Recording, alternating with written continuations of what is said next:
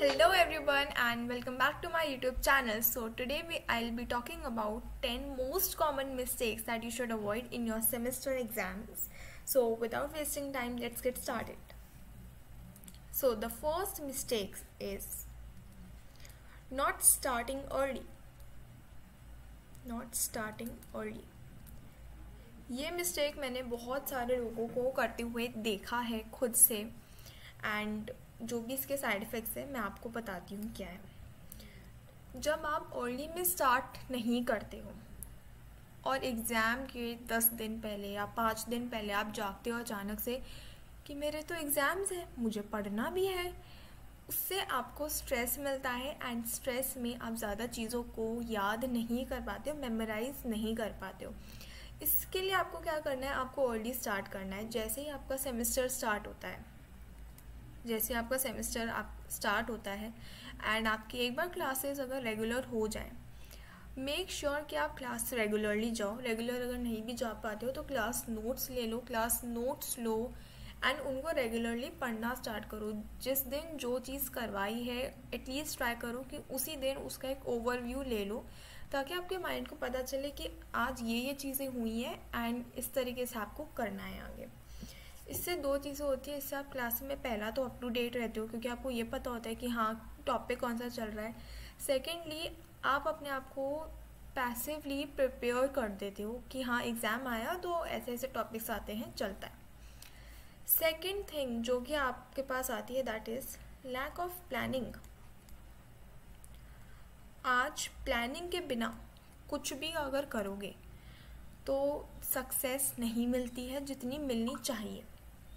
Lack of planning से मेरा मतलब है कि सबसे पहले तो आपको ये पता होना चाहिए कि आपके सब्जेक्ट्स कौन कौन से हैं। सबको ही पता होता है वैसे तो सब्जेक्ट्स में। फिर आपको पता होना चाहिए सिलेबस क्या है, सिलेबस में आपकी यूनिट्स कौन कौन सी आ रही है। उन पर्टिकुलर यूनिट्स के हर सब्जेक्ट की आप एक डिफरेंट शीट बनाओ, उसमें सारी यूनिट्स लिखो जो भी आ रही हैं। फॉर एग्जांपल ये आपने कोई शीट बनाई फर्स्ट सब्जेक्ट की, ये आपने कोई शीट बनाई सेकेंड सब्जेक्ट की एंड सो ऑन। इनमें आप लिखो यूनिट्स। फॉर एग्जांपल यूनिट 1 है एंड उसमें कुछ टॉपिक्स आ रहे हैं तो आप उन टॉपिक्स का नाम लिखो। यूनिट 2 लिखो, फिर उन टॉपिक्स का नाम लिखो। ऐसे ही करके आप सारे सब्जेक्ट्स के लिए सेपरेटली बना लो। उसके बाद आपको एक और काम करना है, वो क्या है कि PYQs निकालो। PYQs मतलब प्रीवियस ईयर क्वेश्चन पेपर्स निकालो एंड उनमें देखो कि कौन कौन से टॉपिक्स हैं जो कि बहुत ज़्यादा इम्पॉर्टेंट है, बहुत बार पूछे गए हैं। कुछ टॉपिक्स ऐसे होते हैं जो कि एक बार पूछे गए तो आप बोल सकते हो कि हाँ चलो इम्पॉर्टेंट तो है बट ये उतने इम्पॉर्टेंट नहीं है। छोड़ के कुछ भी नहीं जाना है, बट अगर कोई टॉपिक है जो कि 3-4 बार प्रीवियस ईयर क्वेश्चंस में रिपीट हो जा रहा है, उस टॉपिक को आप छोड़ने का रिस्क बिल्कुल भी नहीं ले सकते। सो अकॉर्डिंगली अपनी प्रायोरिटी डिसाइड करो। ये देखो कि कौन से टॉपिक्स इंपॉर्टेंट है, कौन से थोड़े से डिफ़िकल्ट है, टाइम टेकिंग है, तो उनको पहले कर लो एंड जो थोड़े से ईजी लगते हैं उनको आप थोड़े बाद के लिए छोड़ सकते हो। थर्ड चीज़ जिसके बारे में आज हम बात करने वाले हैं वो है not practising PYQs। Not practising PYQs मतलब मैं आपको बता चुकी हूँ प्रीवियस ईयर क्वेश्चंस। PYQs को आपको एक ना एक बार तो अटेंड करके जाना ही चाहिए।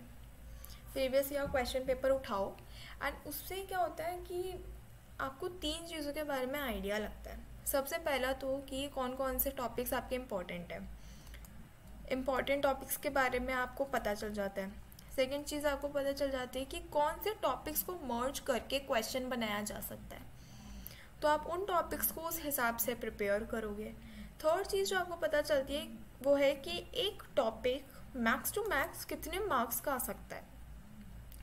फॉर एग्जाम्पल कोई टॉपिक है जो कि मैक्स टू मैक्स 5 मार्क्स का आ रहा है, पहले आप उसको 10 मार्क्स के लिए प्रिपेयर कर रहे थे।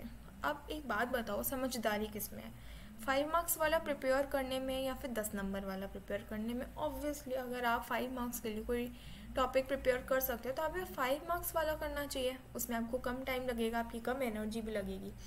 जब आप 5 मार्क्स के लिए प्रिपेयर कर लोगे तो अकॉर्डिंगली 1, 2, 3, 4 मार्क्स के लिए वो प्रिपेयर हो चुका है। फोर्थ चीज़ जो कि आपके पास आती है और हाँ, मैं एक और बात आपको बता दूँ, जब आप PYQs में आपके MCQs भी आते हैं, वन वर्ड, या आपको टाइप ऑफ क्वेश्चंस का भी आइडिया देता है, टाइप ऑफ क्वेश्चंस आपके कैसे बन सकते हैं।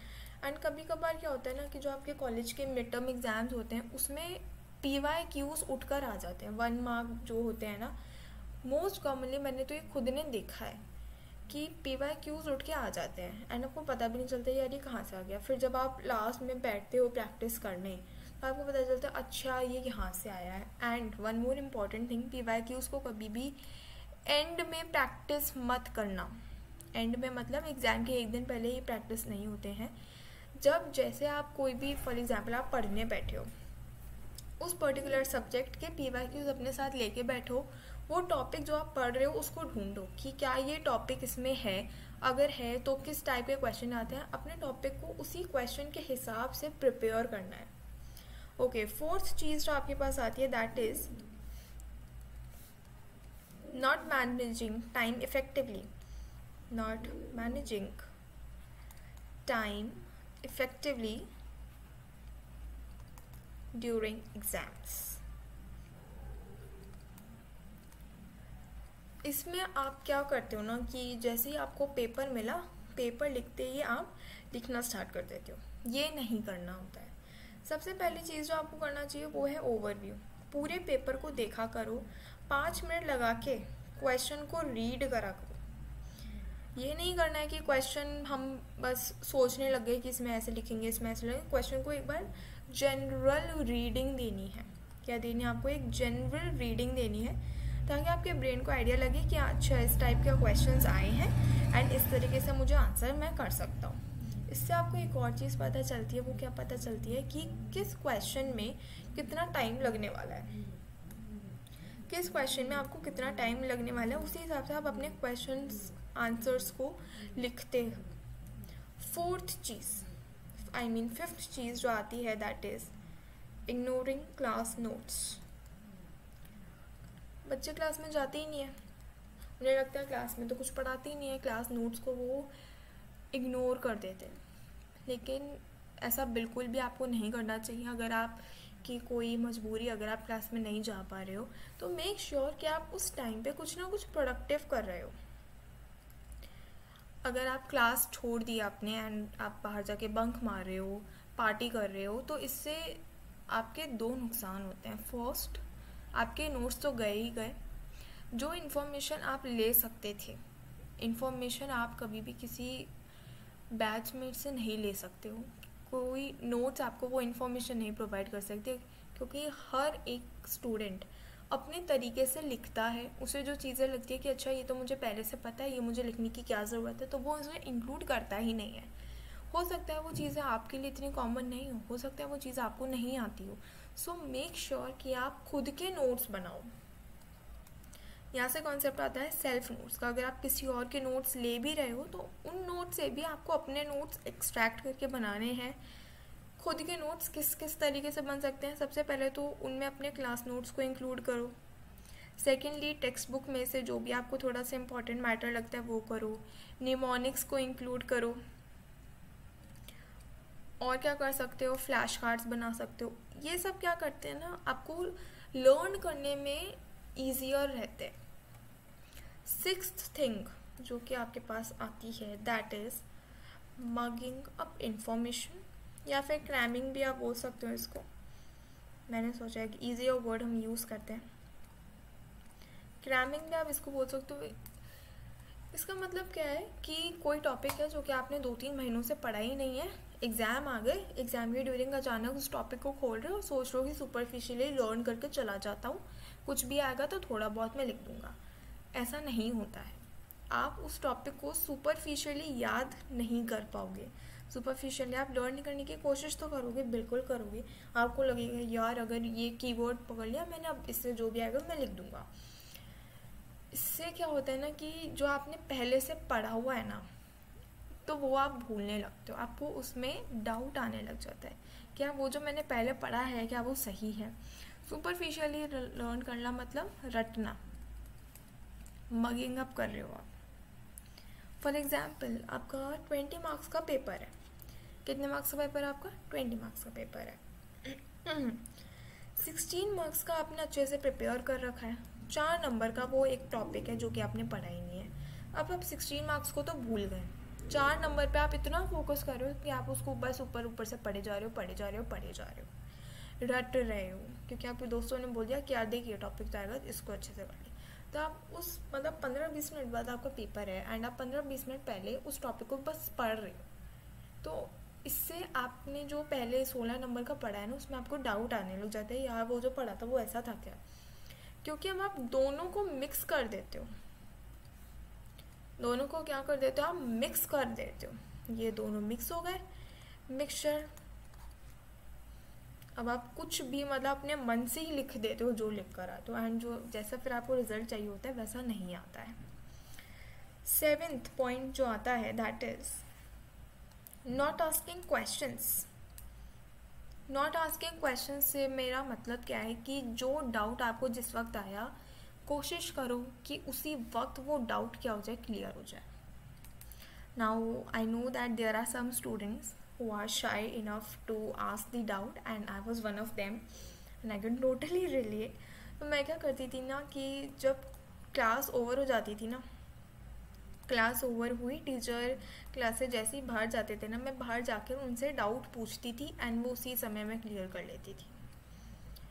ये चीज़ मैंने करी है एंड ये उन लोगों के लिए है जिनको क्लास में डाउट पूछने से डर लगता है। अब मुझे नहीं लगता, मैं पूछ देती हूँ क्लास में। आई डोंट केयर कि कौन क्या सोचता है, मुझे अपनी परवाह है, मुझे खुद पूछना है क्योंकि मुझे वो चीज़ नहीं आ रही है।